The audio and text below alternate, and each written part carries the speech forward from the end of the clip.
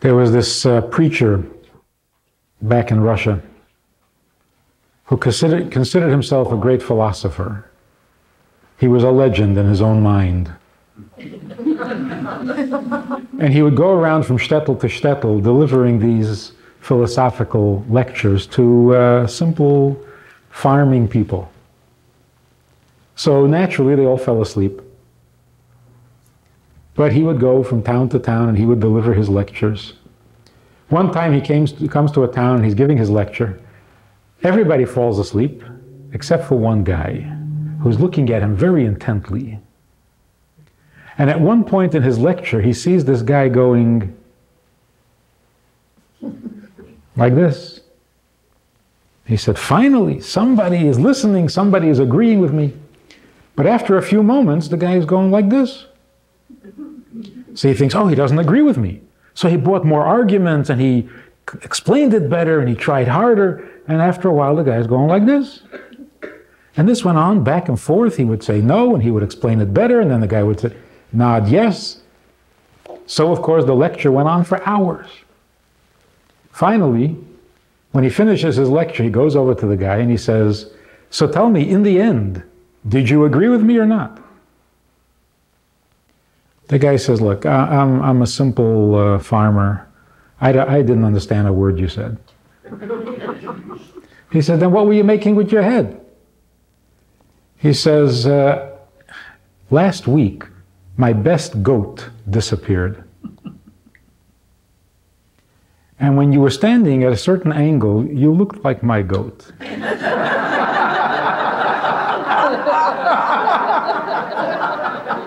But then you turned the other way, and I thought, no. But when you turned back, I thought, yeah, that's my goat.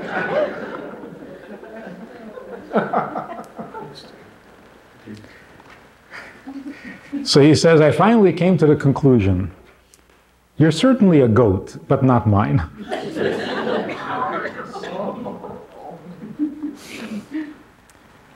When we get together, a whole community of Jews, we got to accomplish something. We got to say something. We got to learn something meaningful, something real, something true, something holy, something without an echo.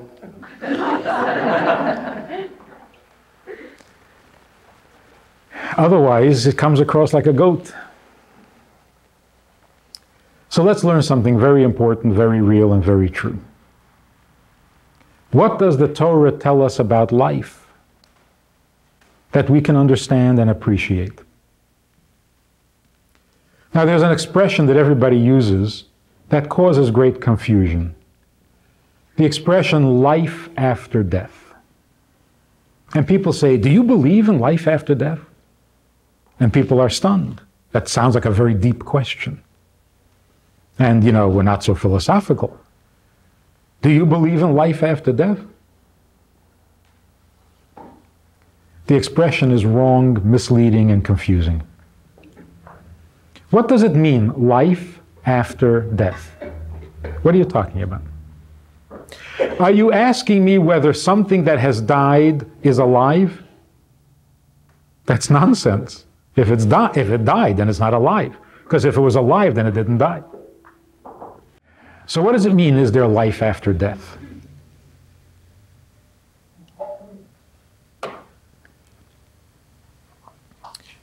A human being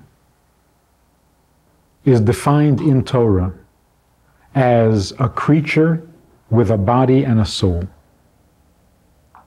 Because in the story of creation, it says God formed a body and then breathed into it a soul, and it was a man, a mensch.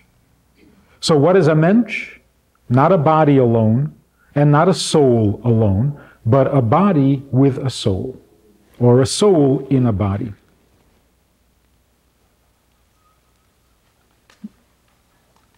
Every life has a certain span. Every person is given a certain number of years. When those years are up, the soul and the body go their separate ways. They each return to their natural habitat. And that is the expression from dust to dust. The body goes back to the ground because that's where it came from. It was made from the earth, and it goes back to the earth. The soul goes back to where souls come from, wherever that is. When the soul and the body separate, we call that death. But what actually happened when the body and soul separate? The body is not a living thing. By its very nature, it is earth. It's not a living thing. It only lives because the soul gives it life. The soul, on the other hand, is a living thing. It is alive. So when we ask the question, is there life after death? What are we talking about? Are we talking about the body, or are we talking about the soul? Either way, the question makes no sense. Because if you're talking about the body, and you're asking, is the body alive after it dies? Not a very good question. Of course not. If you're asking, is the soul alive after it leaves the body? That's not a good question either. Because, of course, yes. A living thing can't die. Life can't die. It's just a logical, necessary assumption. Life can't die. Death can't live. So is there life after death? What does that mean? What's alive is always alive. Not after death, always. So the only real question, only logical question should be, where does life go when it leaves the body? That's a good question. And I don't know the answer. That's what makes it a good question. But is there life when it leaves the body? The soul is more alive when it leaves the body. Because while it's in the body, it has to schlep this thing around.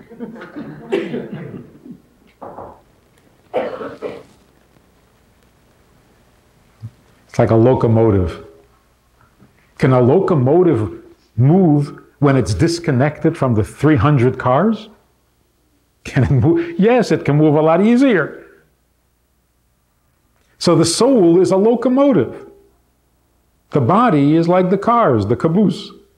So for 120 years, the locomotive schleps this body around and gives it life. When it separates from the body, it becomes more alive. What does life mean? Life means feelings. Life means knowledge. Life means sensitivity. How much knowledge can a soul have when it has to work through a little brain? It's limited. How much sensitivity can the soul experience when it has to experience it through an insensitive body? It's limited. How much emotion can a soul feel when it has to do it through a human heart? It's limited. And that's why there were times in the olden days when people would die from excitement, from heartbreak. Why? Because the heart couldn't take it. The soul was feeling more than the heart could take. But when the soul is not attached to the body, it feels those same feelings more intensely. It understands what it had studied or what it had thought more deeply. It's now free to live without restrictions. So when people say, God forbid a husband dies leaving a wife, or a wife dies leaving a husband, does the soul in heaven still feel, care, know? The answer is, what do you mean still? Now it really feels. If it could feel love or compassion or devotion through a human heart that is only so big, imagine how much love it feels now that it's not restricted to that little heart. And it doesn't have to worry about whether the heart can take it. Now it can really feel.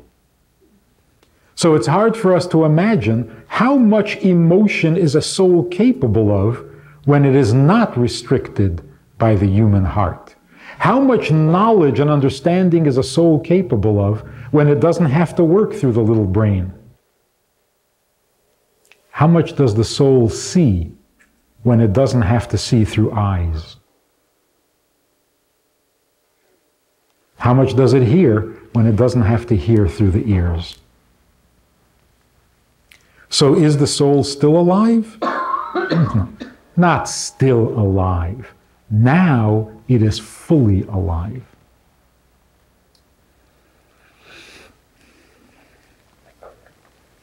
I'll tell you an interesting story. We have this seminar for women, Beis Chana.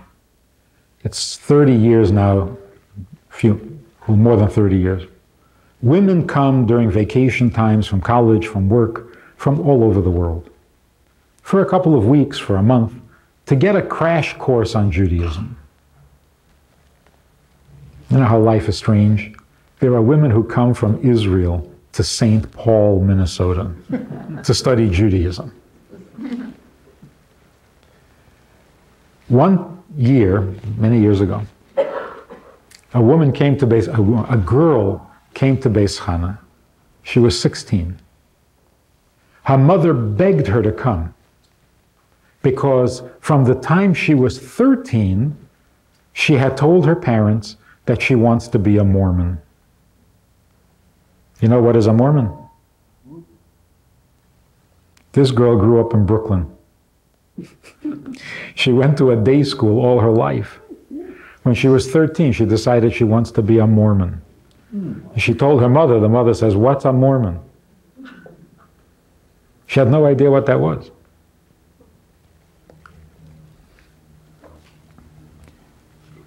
At first they thought they would pass. They took her to a psychiatrist eventually. They had the grandfather come flying in to talk to her, the rabbi of the shul, the principal of the day school. Gar nicht geholfen. She wants to be a Mormon. Finally, when she was 16, she tells her parents she's going to Utah because she has to be a Mormon.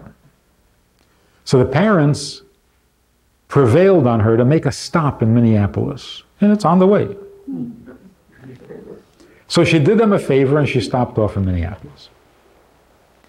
I tried to talk to her.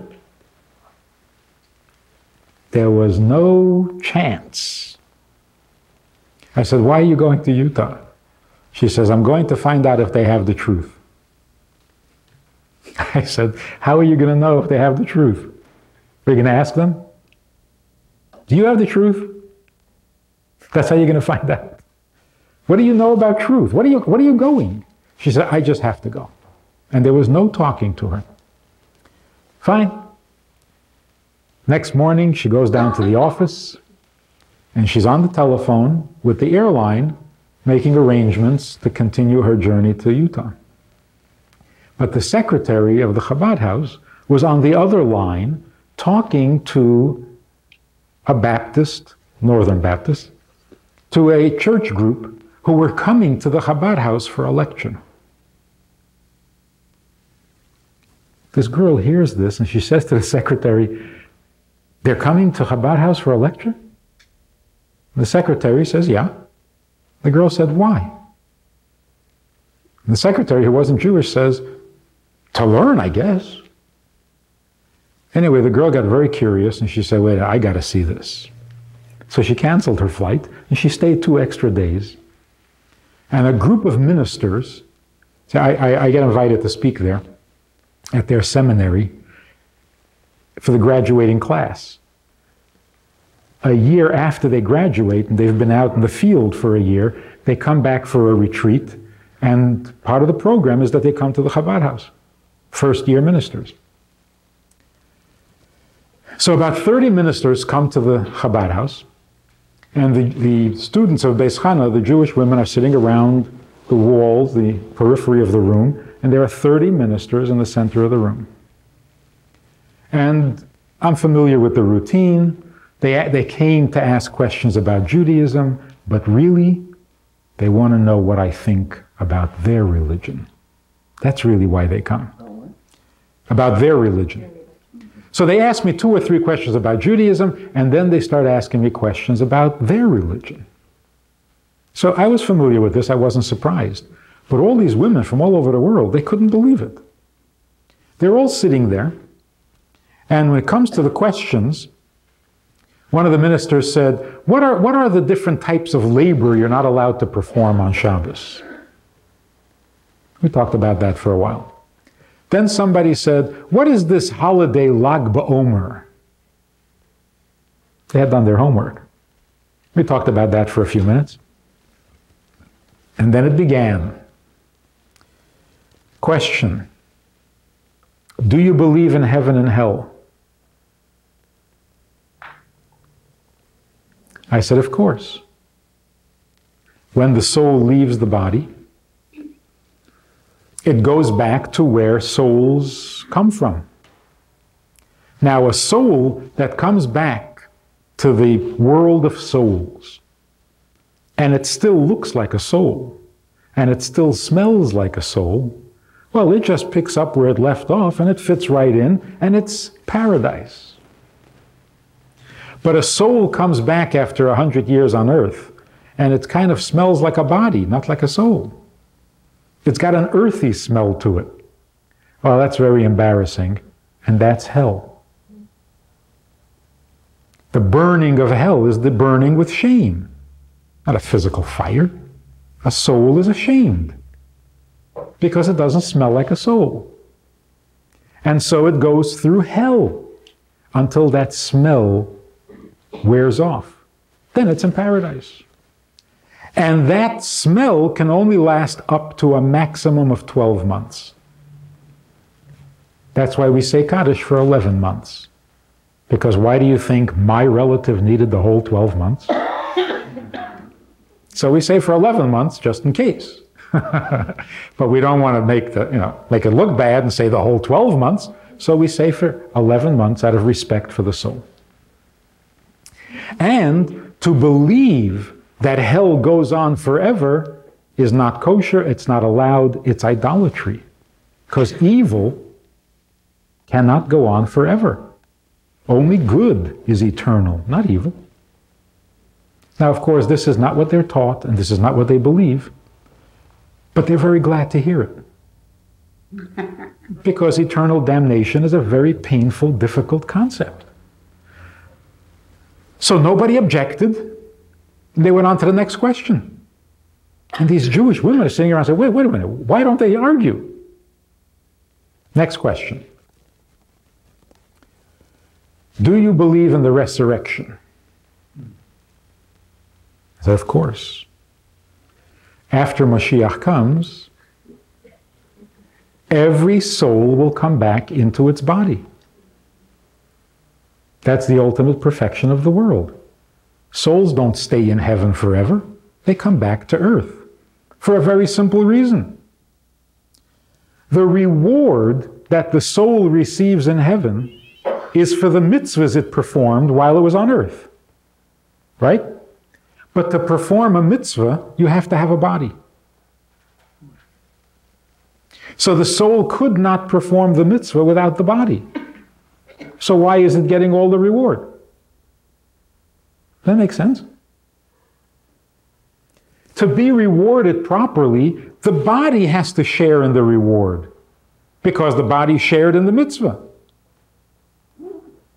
And that's why ultimately the true reward is when the soul comes back into the body and together they are rewarded with a perfect world. This is not what they're taught. But nobody objected. Next question. Do you believe in Satan? I said, of course.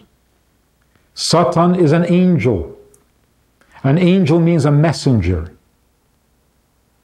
A messenger has no agenda of his own. He's an angel. He does what God tells him to do, and that's all he cares about, and that's all he knows. To do what God told him to do. Unfortunately, Satan gets to do all the dirty work. Gets all the dirty jobs. But to think that Satan has some kind of an agenda and he's at war with God, that's Greek mythology. You're not allowed to believe that. No objections. Next question. Do you believe in the Messiah? I said, of course. Mashiach is a descendant of King David. He will inspire the world, bring peace to the world. But it's not a matter of believing.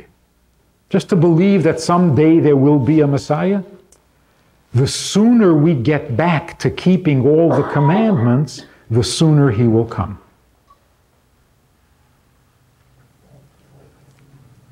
Of course, this is not what they're told. But a guy raises his hand, that's sitting right in front of me, a minister, raises his hand, and he says, is there anything we can do to help? This girl who was on her way to Omaha, who was on her way to Utah, she had been sitting at the edge of her seat, literally, physically. When this guy said, is there anything we can do to help? She leaned forward a little bit and the chair toppled over. Literally, she fell out of her chair. The session was over and she comes over to me and she says, I'm not going to Utah. What's the point? They'll bring me here for an afternoon to find out what I might as well stay here.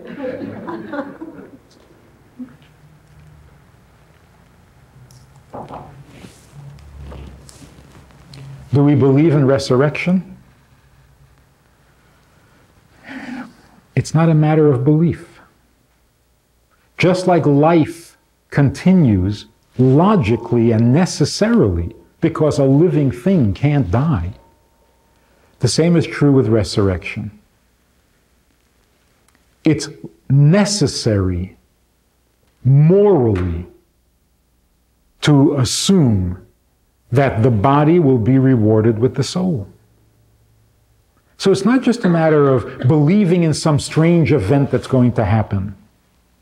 It's part of our morality. You don't reward the soul without the body if it couldn't do the mitzvah without the body.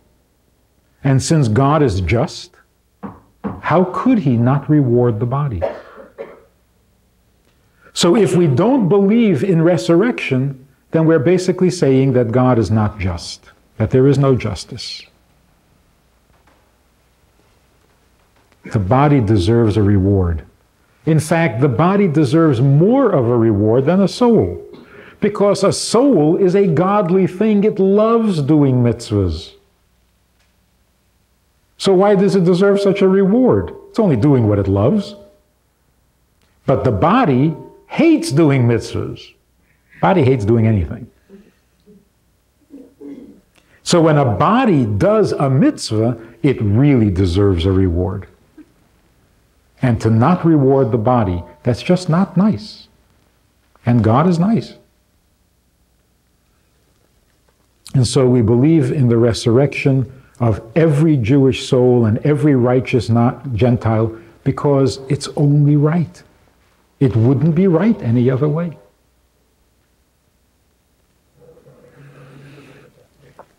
Now, the process of birth and death is explained very, very graphically in Torah and in Kabbalah.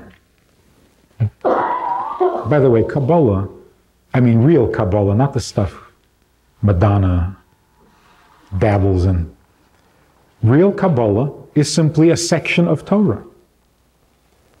Only it's the mystical section. So in the Torah it says that birth and death come in stages. They don't happen suddenly. How does birth happen?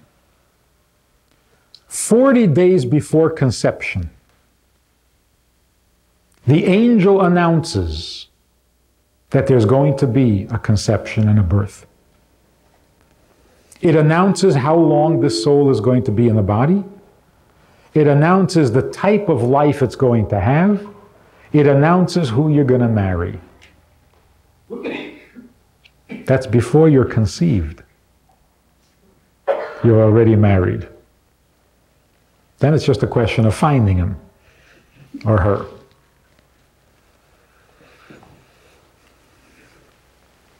That is the beginning of the birth process. Here's a very interesting thing. If you look in the stories in the Torah, like for example, the birth of Isaac, the angel came to Sarah and said, this time next year, you will have a son. The obvious question is, it doesn't take a year. Why is it always this time next year? 9 months is all it takes. It doesn't. The pregnancy takes 9 months. But before conception, the soul has to get used to the idea that it's going to come down into a body, into this world, and it has to adjust. It needs a little time to orient itself. It would be too shocking for conception to happen without warning. So it literally does take 12 months for a soul to be born. So we've all been here before. We're old hands at this. So when the resurrection happens, which body is our soul going to come back to?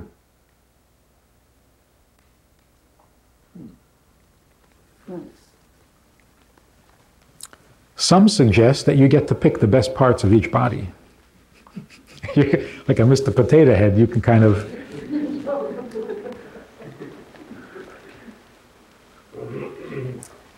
Every body did a mitzvah, so every body has to be rewarded. So which body will the soul come back into? All of them. They were all good. A soul can have more than one body.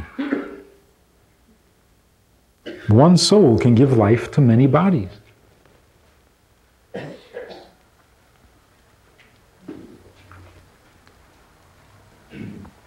This explains a fascinating statement in the Medrash. The Medrash makes the following observation. If you look in the verse in the Torah, it says, and the days drew near, or it drew near the days for Yaakov to die, which literally means he was close to death.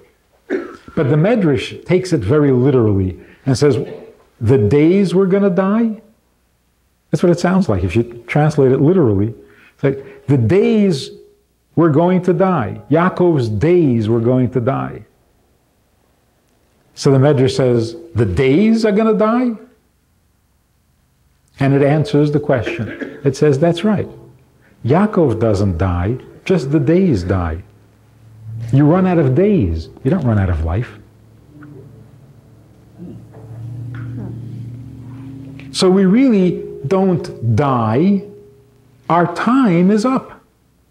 The time ran out. Not the soul, not the life, but the time that the soul was supposed to spend on earth, that ran out. That's a very Jewish and correct understanding of life and death. But I want to end with another incredible story. Personal experience. It was back in the 70s. I was in New York visiting. And I went up to one of the offices, the Rebbe's offices, the Rebbe's secretaries. And I found out that for the first time in about 30 years, they're rearranging the office. They still had dial phones, you know. But they were, for some reason, they were redecorating the office or something.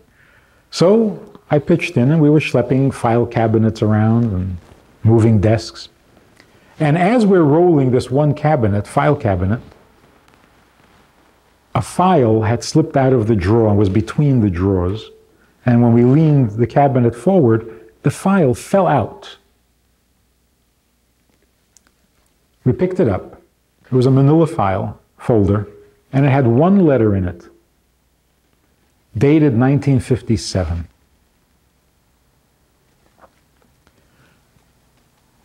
We read it. It was a letter to the Rebbe from a Dr. Jacobson, who lived in Manhattan. In the letter, Dr. Jacobson writes to the Rebbe, a terrible thing happened. A friend of mine, a Mr. Shapiro, a wealthy man, wanted to fulfill the mitzvah of writing a Torah. And so he hired a scribe, and he authorized him to write a new Torah scroll.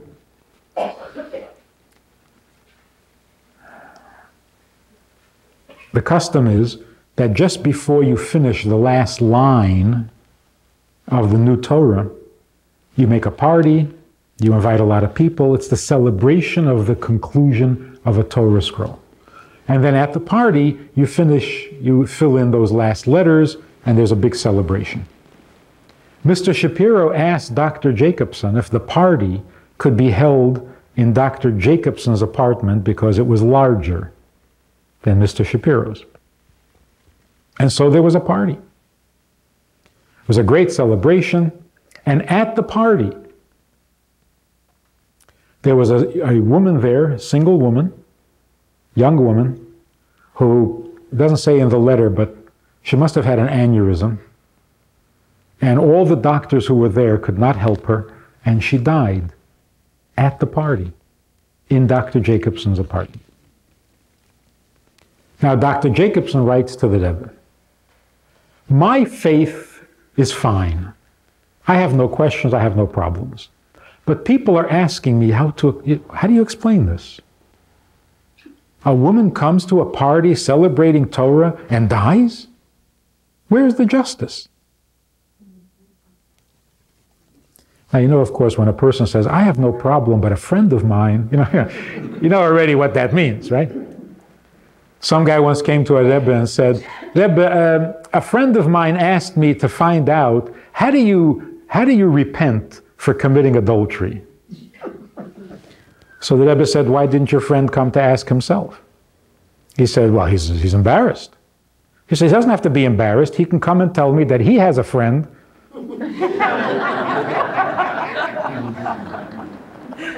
So the man admitted that it was him. So Dr. Jacobson says, I have no problem, but I have a friend, students particularly, who are asking me to explain how such a thing can happen. What should I tell them? And then as a giveaway, he says, and my second question is, why did it happen in my house?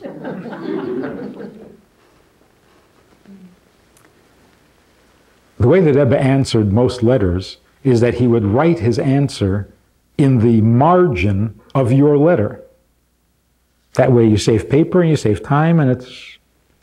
So the Rebbe's answer was written in the margins of Dr. Jacobson's letter, right there. So after we finish reading Dr. Jacobson's letter, we read the Rebbe's answer. The Rebbe writes it out, and then the secretary types it up and mails it out. But here was the answer, and it's written very briefly. A, B, C, points. Here is the Rebbe's answer. A, why do human beings think that they can understand God? B, God asks us to try to understand Him, so let's try. C, when a person is born, there is an announcement made by the angel that says how long that person is going to live. With very rare exceptions, the person lives exactly that amount of years to the day. If you do something so horrendous, so unthinkable, it could shorten the life, but that's very unusual. And if you do something so stupendous, so meritorious, it could lengthen your life, but that's rare. Generally, we live out the life we were given. What are we up to? D.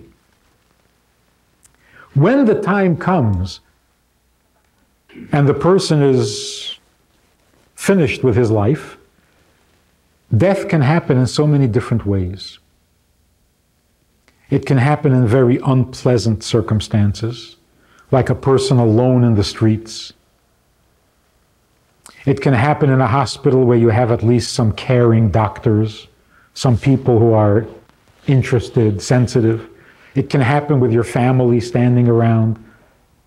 Different ways. Point E. Every detail of a person's last minutes in life are unimaginably meaningful. Your last breaths, of course, everything that's going on around you is very meaningful. Next point. You cannot imagine, the Rebbe says, how meaningful is it to a Jewish girl who is breathing her last and cannot speak? How meaningful is it that she knows that she is breathing her last breaths in a room that has a mezuzah on the door, and in the mezuzah it says, Shema Yisrael, Hashem Elokeinu, Hashem Echad, which is what you're supposed to say before you die. But she couldn't say it. So knowing that it's in the mezuzah, and that she's in a room that has a mezuzah, how meaningful is that? And how meaningful is it to know that her life is concluding together with the conclusion of a Torah? So what should you tell the people who are asking you? You should tell them that they just witnessed an incredible example of divine planning. In fact, the Rebbe says, according to the teachings of the Baal Shem Tov, why did Mr. Shapiro suddenly decide to write a Torah? For this girl. It was her merit. There were 4 of us sitting in the office. We read this letter and we were stunned. I mean, the clarity of the vision, that holy way of looking at things, the beauty of the way that Rebbe explained, we were just marveling. And suddenly the phone rings. The story is not over. The phone rings.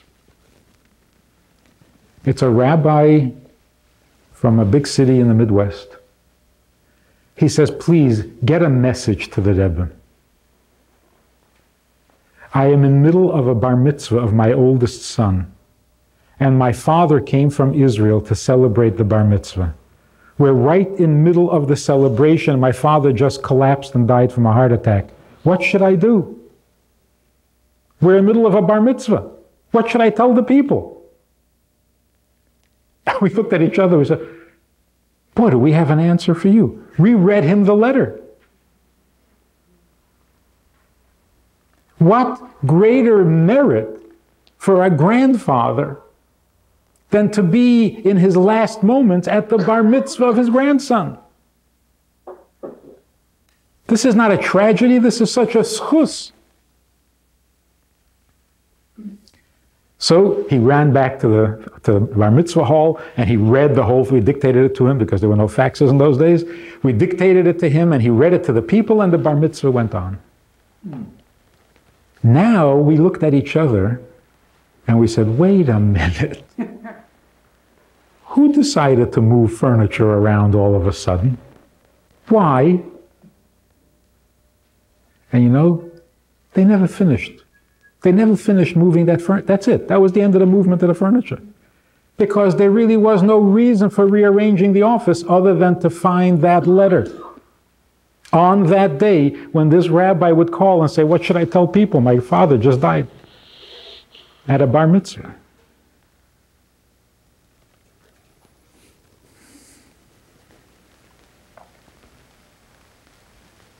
When we take these principles together, the ancient wisdom of Judaism, everything happens by divine plan. Satan doesn't make anything happen. He's an angel. Everything happens according to God's plan. And God's plan is always perfect, and it's always for the good. If we could understand God, if we had holy eyes so that we could see holiness, we wouldn't have any questions at all. But God doesn't let us see. He wants us to figure it out. Because that way, we appreciate Him so much more. If we just saw it, we would get used to it.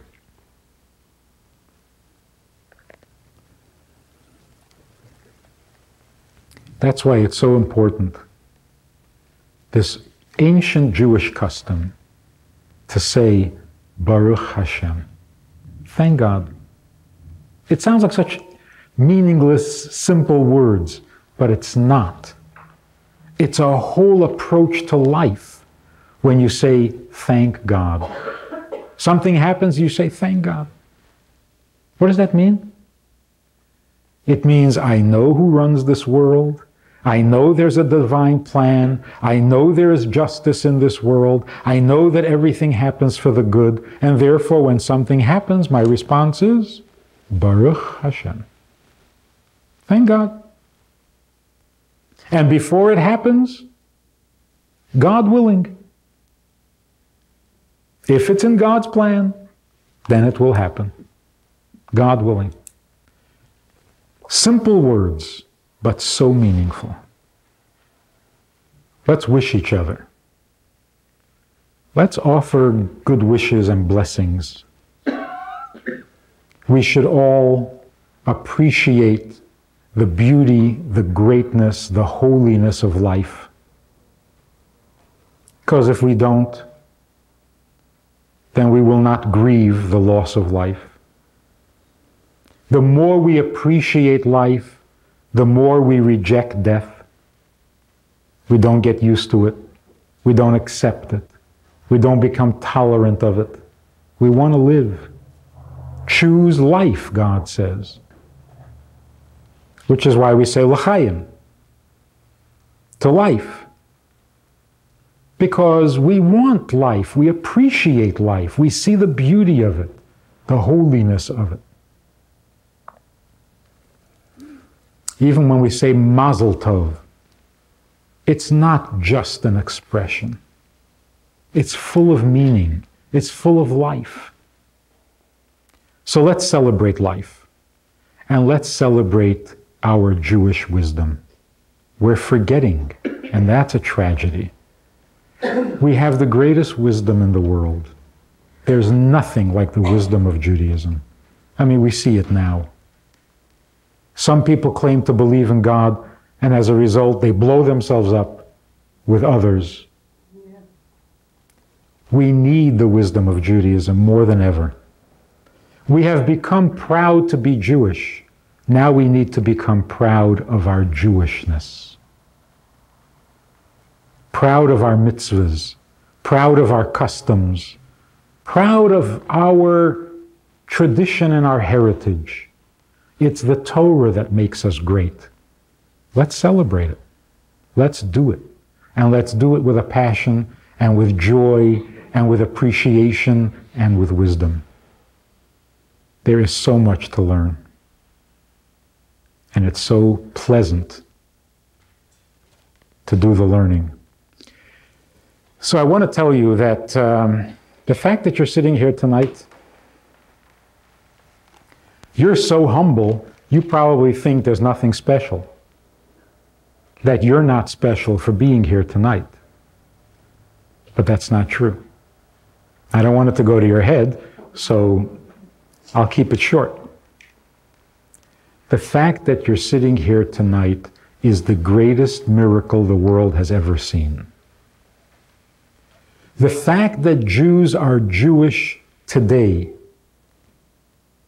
3,000 years after God spoke to us for the first and last time, and said, "Be Jews." And we said, okay. We had no idea what we were in for. We had no idea that God would not talk to us again for 3,000 years. We had no idea that it was going to be 3,000 miserable years. We thought we'd be at the top of the world. No, we're not. 3,000 years has gone by since God asked us to be the Jewish people. And we've suffered. And we're Jewish. You stop and think about it even for a minute. This is not possible. It isn't possible. How can you still be Jewish 3,000 years later? And why would you want to be? What is wrong with you? Why do you call yourself a Jew, and why do you come running when you hear there's a Jewish program happening? What is with you? It's a miracle. You are so Jewish. You are so incredibly Jewish, and you don't even realize it. You don't even realize it. And you think, see, you ask the average Jew, do you consider yourself a good Jew? I'm not talking about political people. The average Jew. Stop the average Jew anywhere in the world and say, do you consider yourself a good Jew? Nobody is going to say yes. We're all lousy Jews. Because everybody will tell you, me? I'm a good Jew? Compared to my grandmother, I'm nothing. Compared to my grandfather from my mother's side, that was a tzaddik. I'm nothing. Everybody says that. Whether you are Orthodox, conservative, or Reform, everybody says the same thing. What, me, a good Jew? There used to be some good Jews now, not me. Now, that may be true, but it doesn't change the fact that we are unbelievably Jewish. There's a rabbi in Israel who gives a class in Talmud. He's a brilliant man in all the sciences and in all of Torah. So all the professors come to the class. It's been going on for 15 years. But there was one professor who refused to come. He was invited, would not come to the class. One day the rabbi meets this professor at a party somewhere. And he says to him, how come you don't come to the class? All your colleagues come. They love it. It's interesting. It's in your building. Come, you'll enjoy. This professor says, I do not belong at a Talmud class. The rabbi says, why not? He says, because you and me, we have nothing in common. So the rabbi said, what are you saying? How can you say such a thing? He says, since the day I arrived in Israel, I eat pork on Shabbos. He came out of the war, he was upset.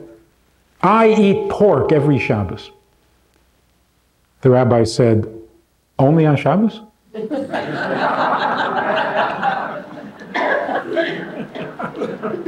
He says, yeah, dafke on Shabbos, in spite. So the rabbi says, well, in that case, we do have something in common. He says, what? He said, we both celebrate Shabbos.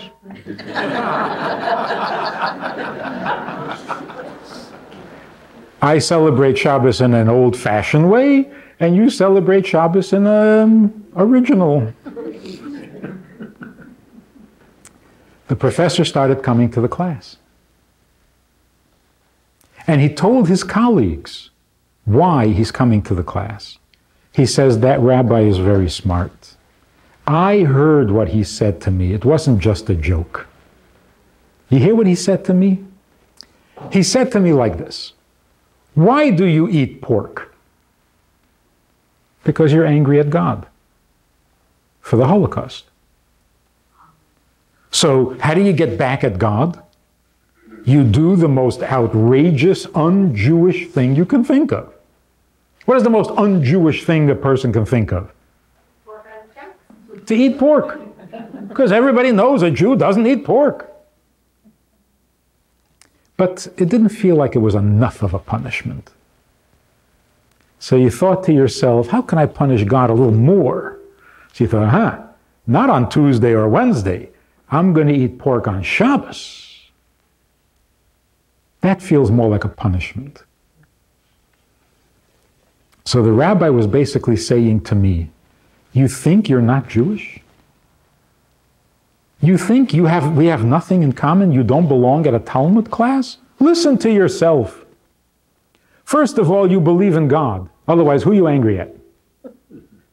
Secondly, you believe that God gave the Torah. Otherwise, how do you know you're not allowed to eat pork? Thirdly, you know that Shabbos is a special day for God. Otherwise, why is that a bigger punishment? So you believe in God, you believe in the Torah, you believe that God runs the world and should have stopped the Holocaust, and you believe that Shabbos is a holy day. Listen to yourself, you're Orthodox. One more mitzvah, you're ultra. He says, and here I thought I wasn't Jewish anymore. We are an incredible people. And it doesn't, you can tell others also. It won't do any harm. We are an incredible people. And we take no credit for it. The fact that a Jew today says, yes, I'm Jewish, for that he deserves every reward in the world. Every blessing in the world he has just earned himself. If after 3,000 miserable years of suffering, you say you're Jewish, you're a hero. And you don't even think so. You think, nah, I'm a lousy Jew. We are incredible. God got a real bargain when he picked us. He probably didn't even expect us to last this long. On the other hand, what a compliment. If I was God, if I was God and I gathered a people at the foot of Mount Sinai and I wanted them to be my people and be Jewish and observe the mitzvahs, I would talk to them every day. No, are you doing it? I'd be such a nudnik. Okay, maybe not every day. How about once in 1,000 years? Doesn't he feel any need to come back and repeat himself? No? Not even once in 1,000 years? He lets 3,000 years go by and he said, yeah, they'll be Jewish. Isn't that a compliment? I called my children together one day. I thought, let me try this. I called them together and I said, listen carefully because I'm not going to repeat myself for 1,000 years. No fighting in the house. Garnish geholfen. But God tells us, be my people, be Jewish, keep mitzvahs, and then doesn't say it again for 3,000 years? Miserable years? And he's confident that we're still going to be Jewish? Boy, he's got a lot of confidence in us. And he's right. Because look, we're here.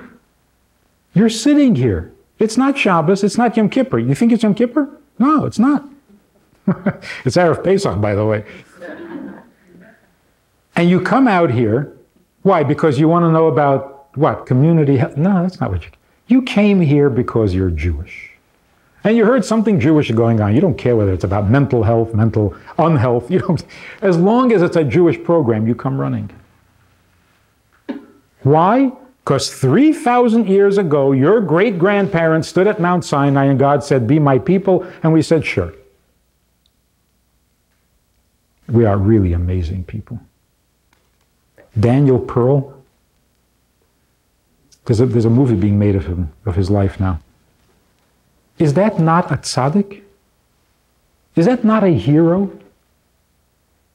Why? What did he have to say? I'm Jewish, my father's Jewish, my mother's Jewish. What's his problem? His problem is he is insanely Jewish. He's a tzaddik. And we're all like that. And we don't even take credit. Say, nah, my grandfather was a good Jew. We are not good Jews, but we are great Jews. And therefore we deserve that after 3,000 years since Mount Sinai, we deserve that the world should become perfect the way God envisioned it. People should become good. God's will should prevail. The world should be as He wants it to be. Mashiach should come and catch us sitting here on a Sunday evening being Jewish for no reason at all. That's my phone. Let's see if it's good news. Hello? Yes? Hi. Watch what you're saying. There are about 100 people listening. Aha. Now you'd rather not talk. Yeah. And it's all on tape. Well, I have a few words to say, if nobody minds. You want to make a speech? I'll talk to you in a few minutes. Okay. He wanted to make a speech. As long as he's got an audience, he figured, why not? So let Mashiach come and catch us here, being just Jewish, just plain Jewish. And let the world finally become good. And let them all come to learn. And we will be nice to them even though they haven't been nice to us. And we will gladly share our wisdom with them and teach them whatever they want to know. And then we will have a beautiful world, and all the souls in heaven who are impatiently waiting to come back will finally be able to come back, and will be reunited with all of our loved ones and with all of our ancestors, the entire Jewish people, not just a generation, but all the generations of Jews together on earth forever in a perfect world under the leadership of Mashiach. May he come speedily, quickly, right now, before we all go home and mess up this perfect evening. Thank you very much.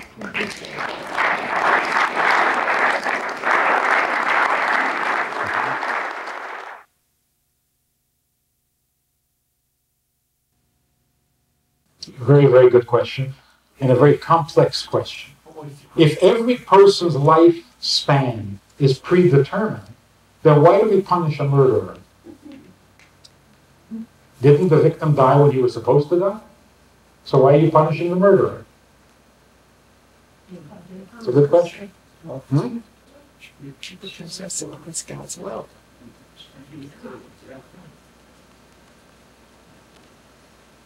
Here's what morality basically is. God came to this world and said, I'm God. I give life and I end life. I give pleasure and I give pain. I give wealth and I give poverty. That's my job. Your job. When there is health going on, participate. Where there's illness going on, don't participate. Where life is happening, join me, be my partner. When death is happening, leave that to me, don't join me. That's basically what morality is. Morality doesn't mean no one will ever be hungry. Morality means when there is hunger, you should try to stop it. Who's causing the hunger? God. Then why are we trying to stop it? Because that's what he asked us to do. When death is happening, who's causing it? God. Then why shouldn't we participate? Because he asked us not to. That's called morality. that we discriminate. We will be God's partner in giving life, but we will not participate in God's activities when He's ending lives. He's allowed, He's God. I'm not allowed. In fact, even when I know that God is causing illness or hunger or whatever, I'm supposed to object, not just not participate. So what is wrong with a murderer? What's wrong with a murderer is not that he is ending the life, but that he wants to participate in the ending of a life. That's immoral. And what is so great about a doctor who saves a life? Wasn't this man destined to live anyway? Yes, he was. And that's why sometimes even a doctor can't save the life. But when he participates in saving a life, that's called a good person. When you participate in somebody's suffering, that's called an evil person. That makes sense? So what that means is that it's not because I am causing pain that makes me immoral. It's because I choose to, because I want to, even though I'm not causing it. I'm only participating. That makes you evil. And that's why a victimless crime is also a crime. Legally, attempted murder is not the same as murder. Legally. But morally, he's the same animal. He's just not as capable. The attempted murder, the failed murder, is a murderer who's also a shamazim. But he's just as evil.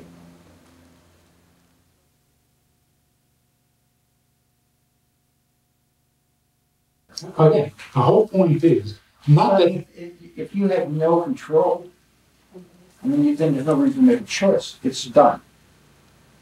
well, if it's done, why are you participating? Well, why would anybody participate in anything if you know the outcome is going to be returned? Yeah, because your choice shows what you're attracted to and what interests you. You know, there are certain children, it's a scary thing. There are certain children, wherever there is mischief going on, that kid is there. How did he know about it? How did he hear about it? He's got a radar. Whenever something bad is going on, this kid is there. And then you have another child, wherever anything good happens, that kid is always there. It's like a magnet. So morality doesn't mean, did you cause anybody to die? Morality means, did you choose to have someone die? You don't have to be the architect. You just have to be the one who chooses. So Rambam says, we are judged by the morality of our choices, even if we don't succeed. Our choices don't make any difference. It makes us who we are. It doesn't affect the victim, but it affects me. So if I'm a guy... They don't make choices so that it may affect other people? That's right. If the outcome is predetermined, then my choice doesn't make any difference at all. Except that I don't know what the outcome is going to be.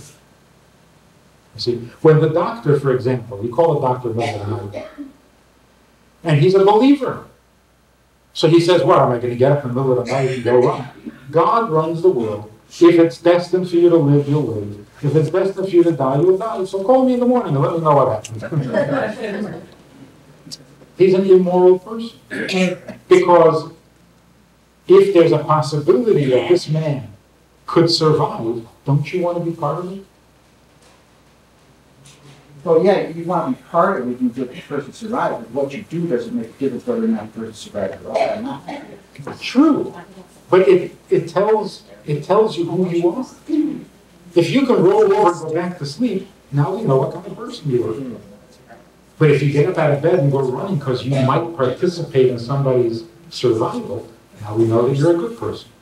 So again, our freedom is not that we can run the world. Our freedom is that we can make choices. Whether those choices will succeed or not, we never have any guarantees. So if a person decides he wants to be rich, okay, that's his choice. Will he be rich? There's no guarantees. So a guy decides he wants to be a mass murderer. Will he get to kill many people? Not if he can't shoot straight. Not if he's a shlemazel. Yeah, but that's predetermined whether he shoots. You say that's predetermined. Yes. So his choice is an immoral choice, but his ability to pull it off? Everybody knows that if you're hurting somebody, it's bad. Judaism says if you have chosen to hurt somebody, that's bad, even if he doesn't get hurt. So we're taking more responsibility for our choices. And we are better people for it.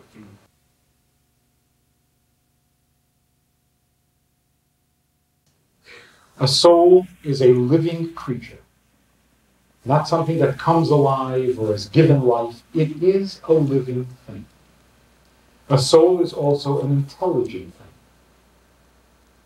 That's why we are intelligent creatures, because our soul has intelligence, which means it knows creation, it knows life, reality. Wisdom comes when our minds are open to what our soul knows. So wisdom does not come from the outside, it comes from the inside. Because every soul has wisdom. Question is, can you extract it? Can you withdraw, like a bank account? Can you withdraw that wisdom of your soul and make it conscious in your mind? An open mind brings wisdom from the soul. But the unique thing about a soul that makes us different from angels and different from animals and different from all creatures, a soul has a sense of purpose. The most painful thing for a soul is to be unable to perform. Because if we can't perform, if we can't fulfill some purpose, it makes us completely crazy. You say that a soul during all these satisfactory, you take that which is a sense of so those of us that are harder and have old souls have less confidence for us. Is what you're saying? Is it harder for us? The souls that have been here before may be a little worn out, a little frayed at the edges, but more experienced. And we're here to finish just a little bit of unfinished business. Otherwise, we're pretty advanced. So even one... Is our business the same from the first soul to the second soul? Are we following the same pattern? Yes, but we've accomplished the bulk of our work, and we've got just the finishing touches now. And that's why one mitzvah can make all the difference in the world. Because maybe all the other mitzvahs we already did last time. But is it the soul's fault that it doesn't come to fruition, or is it the body's fault because it's the body can't? It's the body, but The soul suffers. Yeah. like having a bad partner. Like a bad marriage. Yeah. One other thing about souls. The Jewish soul is different than a non-Jewish soul. Because a soul is on a mission. Jewish souls have a different mission from a non-Jewish soul. So it's got a whole different makeup. So when we say a person is born Jewish, we certainly don't mean he's born religious. He's not born with a yarmulke on. What does it mean he's born Jewish? It means he's born with a Jewish mission, which means a Jewish soul. So the Jewish soul is inherently different from a non-Jewish soul. And that's why intermarriage can't happen. The souls don't match. The personalities can match, but not the souls, because we have different missions. And if the person converts, Why does a non-Jew have to convert to become a Jew? What does he have to convert? He just has to learn a little bit and then he's Jewish, right? No, he has to convert. But what converts? His mind doesn't convert. Of course. He has to get a Jewish soul. I mean, let's get down to this important point here. In a week from now, we're going to sit down to a Seder. And we're going to celebrate the Exodus from Egypt. 2 weeks. If it's in the I'm panicking. I'm panicking. We're going to celebrate the Exodus from Egypt, and we're going to say, thank you, God, for taking our ancestors out of Egypt. Now, what if an Egyptian wants to become Jewish? And he converts. A week before Pesach. He converts, he becomes a Jew. And then a week later, he sits down to the Seder and says, thank you for taking my ancestors out of Egypt. No, your ancestors were the Egyptians. Or what if he converts before Hanukkah? Then he's got to light the Hanukkah candles and say, thank you for performing miracles for my ancestors. They weren't your ancestors. So they never know it. Wow. That's why he has to convert. When he converts, he gets a Jewish soul. And then they are his ancestors. That's what convert means. Convert means transform, not join. Right. So if a guy walks into the rabbi and says, Rabbi, I have always felt Jewish, I believe like a Jew, I feel like a Jew, I read all the Jewish books, and I think like a Jew. The rabbi says, okay, we'll convert you. He says, excuse me, you don't have to convert anything. I think like a Jew, I feel like a Jew, I believe like a Jew. What are you converting? I'm there. The answer is, yes, you think and you feel and you even have food tastes. Like, I mean, you even like bagels and matzah balls and gefilte fish. But your soul is not a descendant of the people who came out of Egypt. So to become a member of the people, you have to have a Jewish soul. And that happens when you convert. Just like God can give you a Jewish soul at birth, God says, if you convert, I'll give you a Jewish soul when you come out of the mikveh. But that's what conversion means. If our souls were not different, there would be no need to convert. I feel like asking. Should I? One more question here? I have a question. Yes? You talked about when you come back after the Messiah that pick up the bodies. Then what's your belief on donors? Since the body has to come back, the soul inhabits the body, then can you donate organs to try to save other lives? Yes. You're not interested in my belief.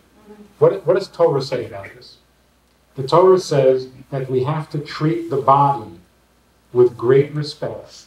That's what a funeral is all about. And that's what the respect for the body, because it's coming back, and it's very valuable.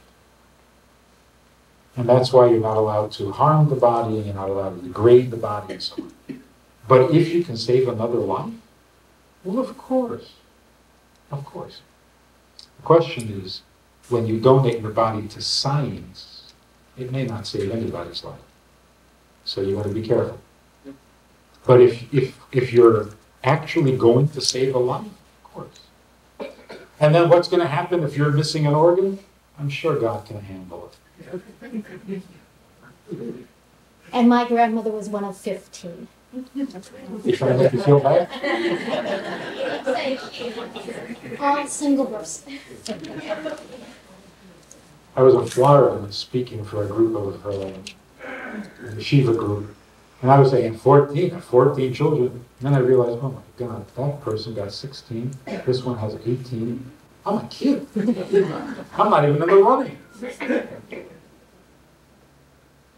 There's a family in Israel who has 22. Well, they would have, but my great-grandfather came over to the United States, World War I broke out, and the other half stayed back in Russia. Otherwise, we figured there probably would have been a few more. Took a war to stop it. Huh? Yeah. So this family has 22 children. And of course, magazines are always trying to get interviews. And you got to talk to these people, 22 children, one at a time. No twins or triplets, cheating like that. So they're interviewing the teenage daughter of this family that has 22 children. And they're talking about how it goes and how it works and how it happens and so on and so forth. And then at the end of the interview, they say, so when you get married, do you intend to have a large family too? She says, no way. 13 and that's it.